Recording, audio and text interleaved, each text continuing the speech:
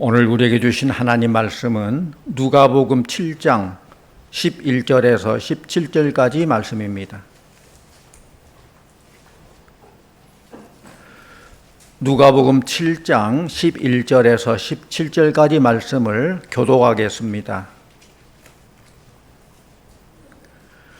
그 후에 예수께서 나인이라는 성으로 가실새 제자와 많은 무리가 동행하더니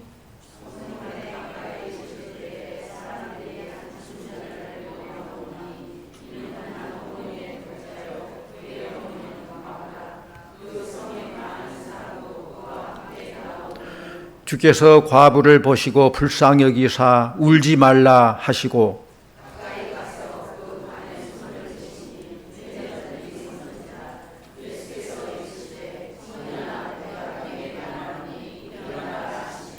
죽었던 자가 일어나 앉고 말도 하거늘 예수께서 그를 어머니에게 주시니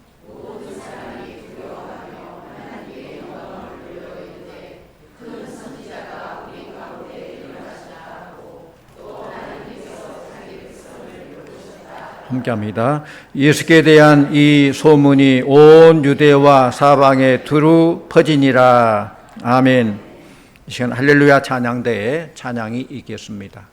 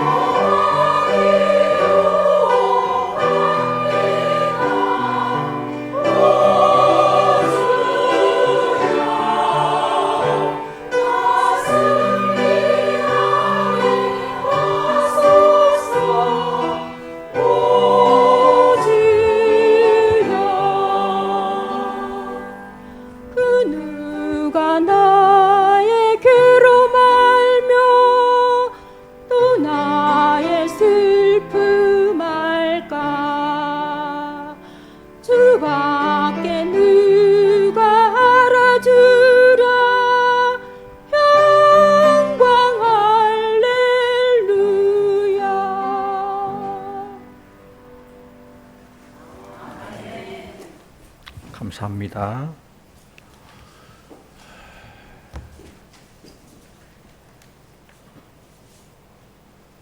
도산 안창호 선생은 젊은이들에게 말하기를 소망을 잃어버리는 것은 청년의 죽음이요.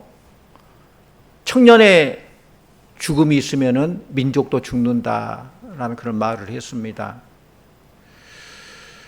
오늘날 기성 세대만이 아니라 많은 청년들이 살기 힘들고 소망이 없다라고 말합니다. 정치도 안정되지 못하고 경제도 힘들고 교육도 소망이 없고 북한의 핵 문제도 여러 가지 걸린 것이 많고 모든 것이 힘들다고 말합니다. 그런데 어려움과 고통이 우리에게 부정적인 요소를 끼치는 것이 아님을 알아야 돼요. 어려운 상황 가운데서도 소망과 믿음을 가지고 일어나 승리한 사람들이 진정한 승리자입니다. 고급 수제 구두를 만든 사장이 고급 구두일수록 많이 두들겨 맞고 손이 많이 간다라고 말했습니다. 값진 인생은 그만큼 많은 고생이 수반되어서 값진 인생이 된다는 것이죠. 같은 크기의 다이아몬드를 할지라도 얼마나 많이 연마하냐에 따라서 다이아몬드의 가치가 달라져요. 많이 연마하면 연마할수록 고급 보석이 되는 것입니다. 고통과 환난을 통해서 연단을 받는 사람들, 어려운 문제를 극복하고 성장하고 일어나는 사람들이 크게 대성하고 영광스러운 삶을 사는 것입니다. 인간의 최대 영광은 한 번도 실패하지 않는 것이 아니라 실패할 때마다 다시 일어나는 것입니다. 이것이야말로 진정한 삶의 의미와 가치가 있는 것입니다. 우리 전도서 12장 1절 말씀을 같이 보곤 합니다. 전도서 11장 1절 너는 청년의 때에 너의 창조주를 기억하라.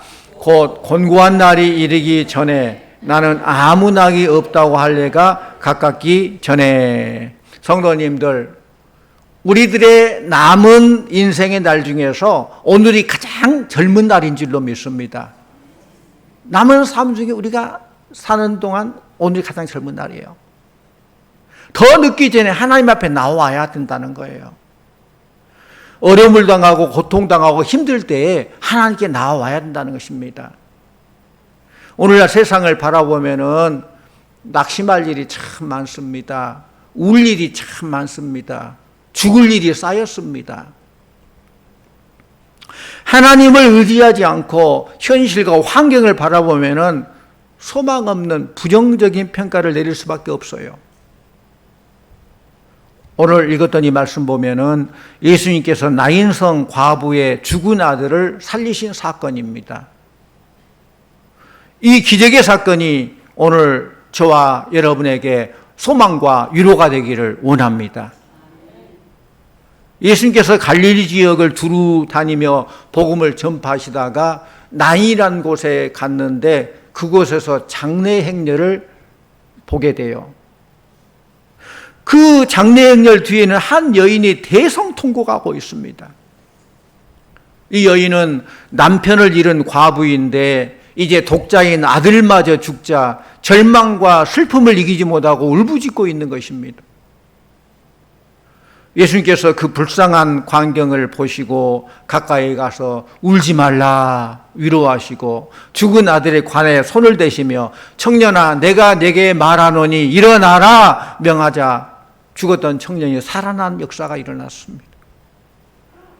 눈물을 흘리고 통곡하던 과부는 다시 살아나는 아들을 품에 안고 기쁨과 감사와 함께 새로운 삶을 살게 되었다는 그런 내용입니다.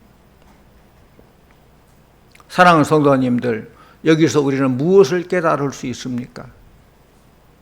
아무리 인간의 절망이 크고 고통과 슬픔과 외로움이 있다 할지라도 예수님이 오시면은, 예수님 만져주시면은 기적이 일어나는 줄로 믿습니다. 청년이든 40대든 노년이든 과부든 과부가 아니든 절망을 닥쳐서 고난과 고통을 당할 때 낙심하고 절망하는 것은 너무 당연한 거예요. 그러한 절망 가운데 어떻게 절망을 극복하고 다시 인생을 새롭게 출발하고 도전하여서 새 삶을 살 수 있습니까? 인간적인 방법과 수단 가지고 노력하기보다는 천지를 창조하신 하나님 앞에 나아갈 때 하나님의 축복과 위로가 언제나 우리와 함께 하시는 것을 믿으시기를 바랍니다.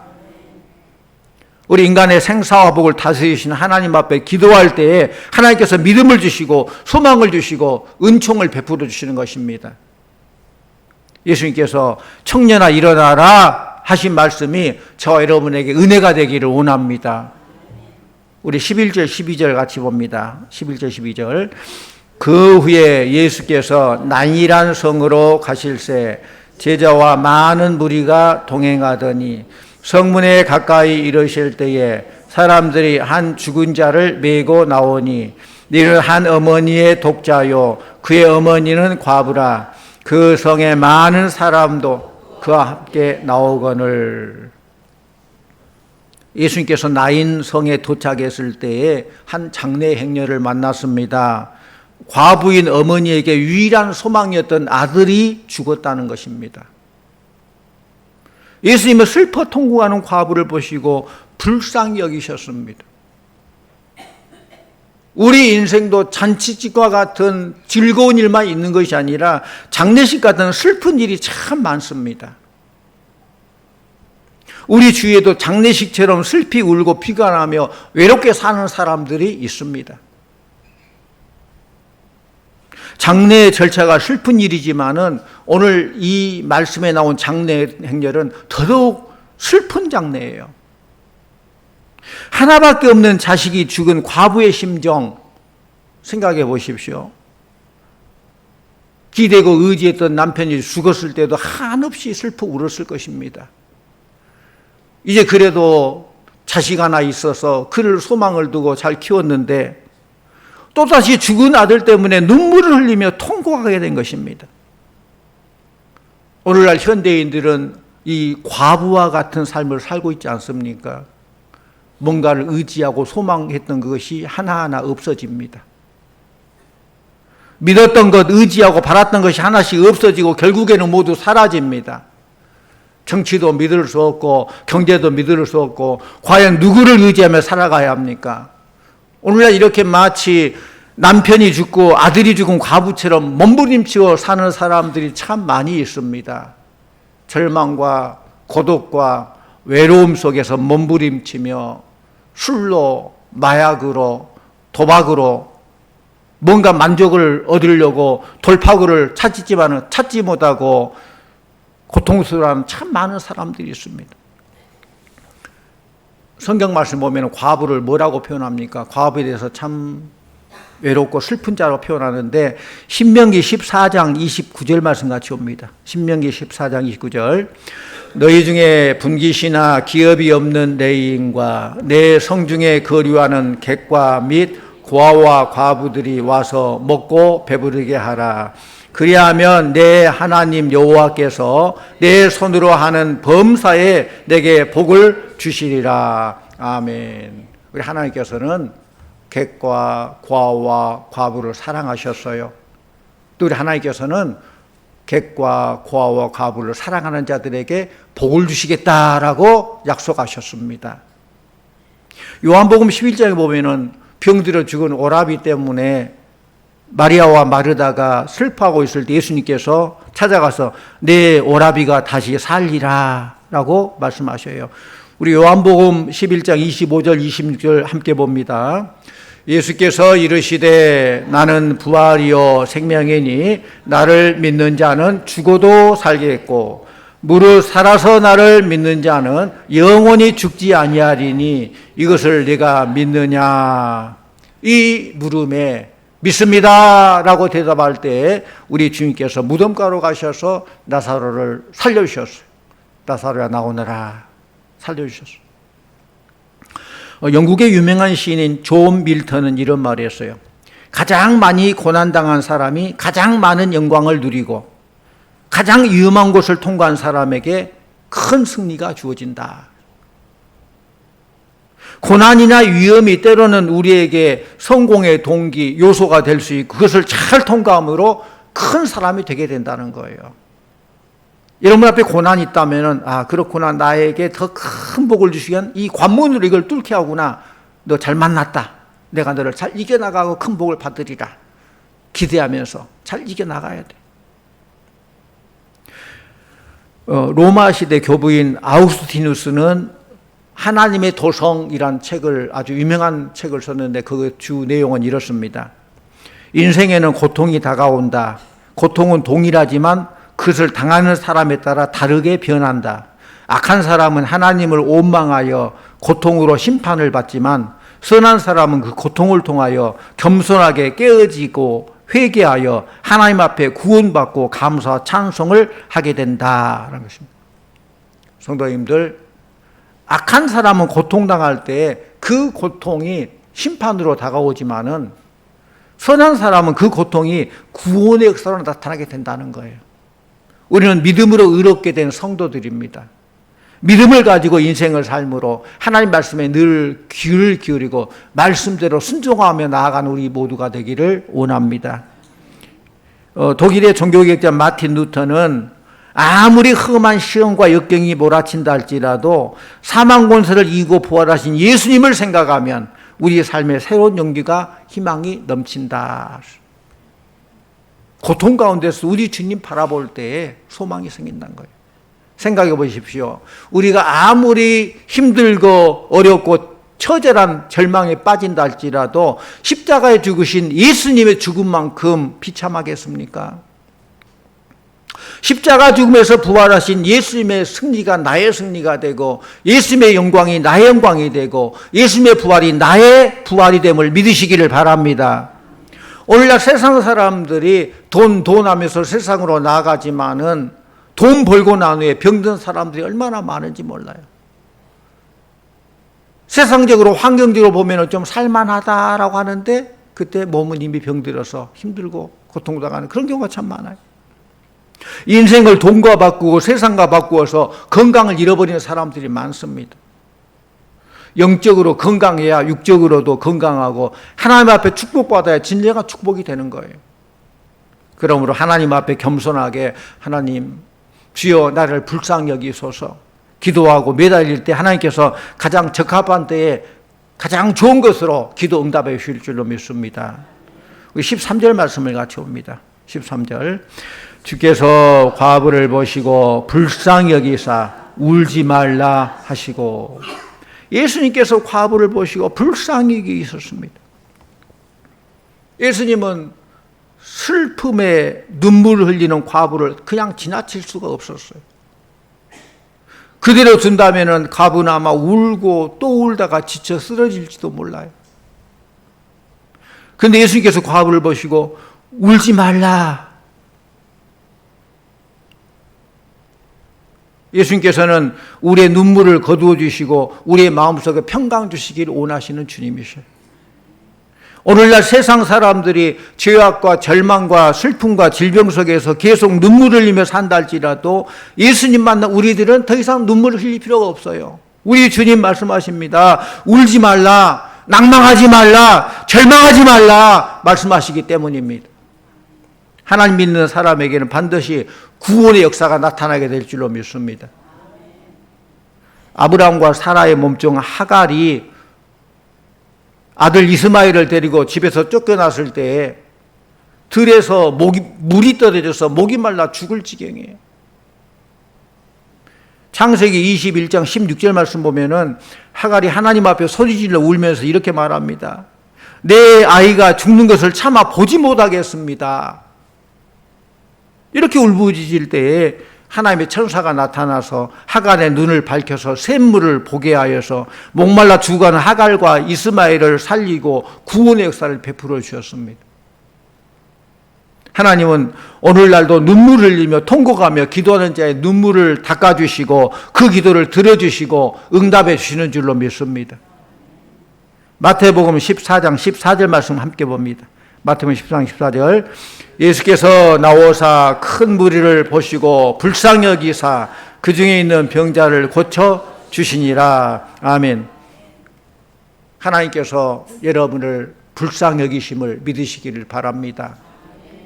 예수 그리스도께는 우리께 오셔서 자비와 긍휼을 베풀으시는 주님이셔요.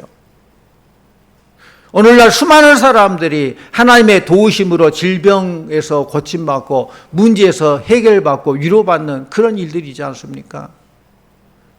과부처럼 사는 사람, 남편도 없고 자식도 없고 돈도 없고 건강도 없고 희망도 없고 믿음도 없고 사랑해 주는 사람도 없고 이것저것 아무것도 없고 절망에 처한 사람 누가 찾아가서 위로해 줍니까? 하나님의 아들 예수 그리스도밖에 없는 줄로 믿습니다. 예수님이 위로자예요. 예수님께서 오셔서 하신 말씀이 이제는 울지 말라. 울지 말라. 울 때는 울어야 돼요. 울어야 속이 후련해요. 그런데 이 과부 남편이 이럴 때도 얼마나 많이 울었지 않겠습니까? 하나밖에 없는 소망인 아들이 죽으니 얼마나 많이 울고 지쳐 나도 뭐 그냥 깔아져 건강에 문제가 생길 거예요. 우리 지금 울지 말라. 우리 예수님께서 그를 불쌍히 울면서 말씀하셨을 거 울지 말라.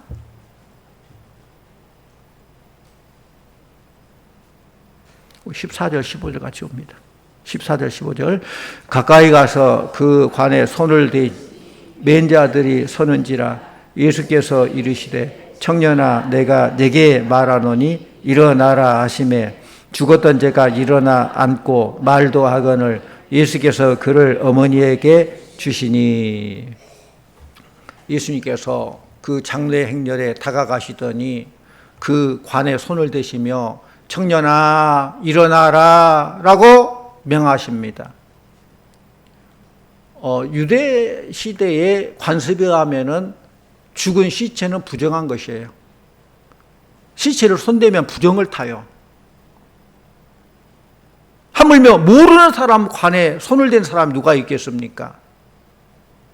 그런데 예수님께서는 너무나 불쌍하고 애처로운 그 과부를 보시고 죽은 아들의 관을 손을 대자 관을 메고 가는 사람들이 멈춰 섰어요.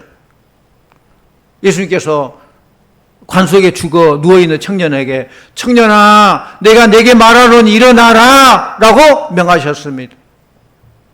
성도님 한번 물어보십시다.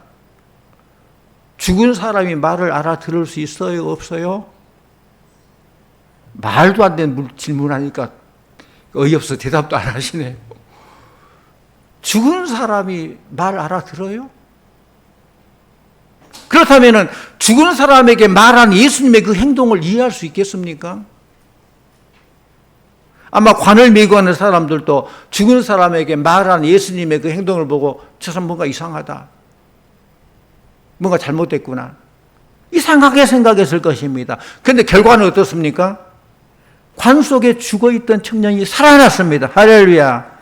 우리 인간의 생사하복이 하나님께 달려있으므로 하나님께서는 죽은 자도 살리신다는 거예요. 오늘날 수많은 사람들이 많이 죽었죠. 믿음도 죽었습니다. 사랑도 죽었습니다. 희망이 죽었습니다. 인생에 대한 보람이 죽었습니다. 왜 사는지 그 이유도 모른 채 삶에 대한 의욕도 용기도 잃어버렸습니다. 마치 죽은 자 같이 아니면 소망을 잃어버린 과부처럼 사는 사람이 얼마나 많은지 몰라요. 이미 죽어 관 속에 들어가 있는 상황 속에서도 우리 예수님께서는 일어나라 말씀하십니다. 일어나라. 희망과 용기를 가지고 일어나서 새로운 삶을 살라는 것입니다. 인간적인 육신의 눈으로 볼 때는 죽었어요. 그러나 하나님께서 보실 때는 얼마든지 살 수 있다는 것입니다. 할렐루야. 살아 움직일 수 있다는 거예요.